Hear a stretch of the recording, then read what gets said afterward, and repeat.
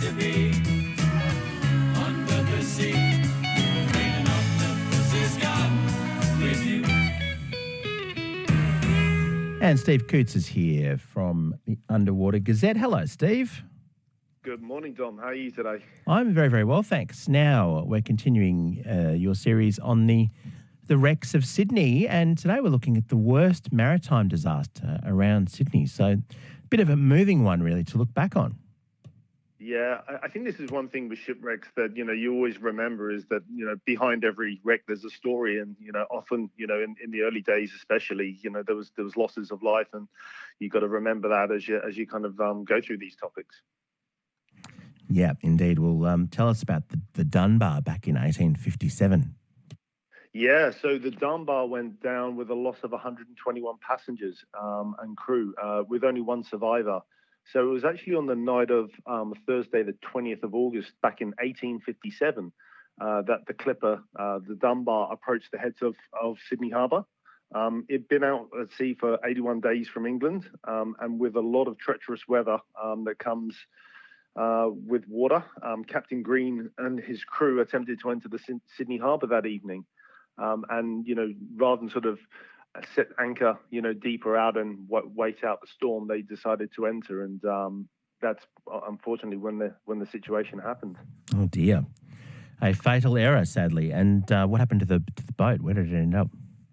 Yeah, so it was actually driven into the reef at the foot of South Head. And obviously, once you're kind of coming into the shallows, an old clipper with rocks, it's not going to end well. So it began to break up immediately. And in the hours that followed, there was only one sole survivor, which was an able seaman, James Johnson, who was a little 25-year-old, was able to cling to the ledge of the cliff face until he was rescued in the morning of the 22nd of August, which is, almost like 36 hours after the actual Dunbar ran aground. Gosh, what an extraordinary 36 hours that must have been.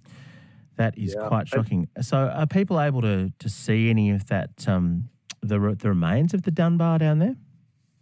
I think there's probably just scatterings, but I mean, because it's the old wooden ships, it would have been broken up and probably long gone after that. There's a few anchors and stuff you see where they've lost them during big naval anchors, as you've lost them during storms and stuff. But unfortunately not.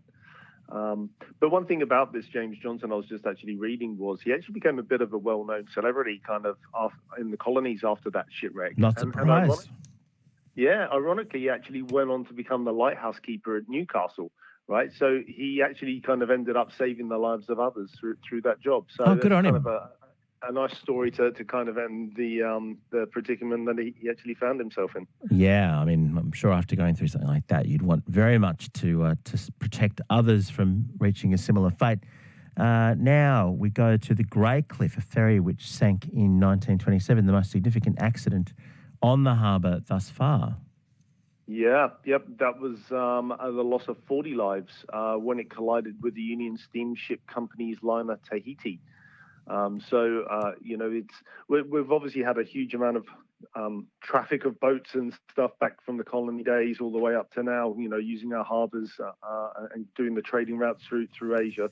So unfortunately, these things are going to happen, and the navigation systems are obviously better than what they were back then, and the loss of life still remains, pretty tragic. Yeah, part of a working harbour, but always sad, of course.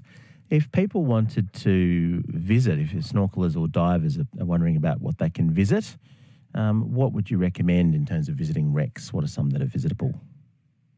So for the snorkelers, it's a bit of a hard one, right? Because a lot of the wrecks are usually sort of in the deeper waters. The Malabar is, it's visible to snorkers as it's under the sort of 10-meter range. And also the Tekapo and Bell Bowery at South Maroubra, but there's only little bits of those that are really kind of visible. So the main thing is, for those that do scuba diving, there's wrecks up in Avalon and up in the Central Coast. And then if you're really, really into scuba diving, there's some, which are a lot deeper, down 50, 60 meters, but you've got to be pretty proficient in diving to sort of go and visit those ones. I'd imagine. How's the water looking for getting underneath this weekend? I'd say it's below average, right? With a lot of rain, as we've heard from the weather forecast. So the visibility in the harbours, 3 to 5 meters. And Oceanside, this has been a tricky one. Some areas have been like 5 to 6 meters, and other areas people are reporting, 10 plus meters. So I think the Bondi region seems to have better, clearer water than we're having up around our own Cabbage Tree Bay.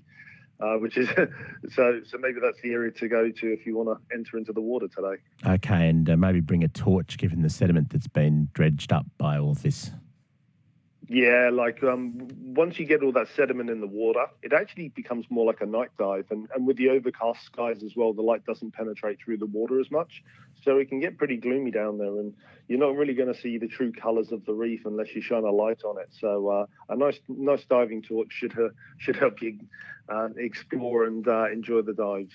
All right, thank you so much for all the recommendations, Stephen. Have a great weekend. You too. Thanks, Tom. Steve Coutts there from the Underwater Gazette.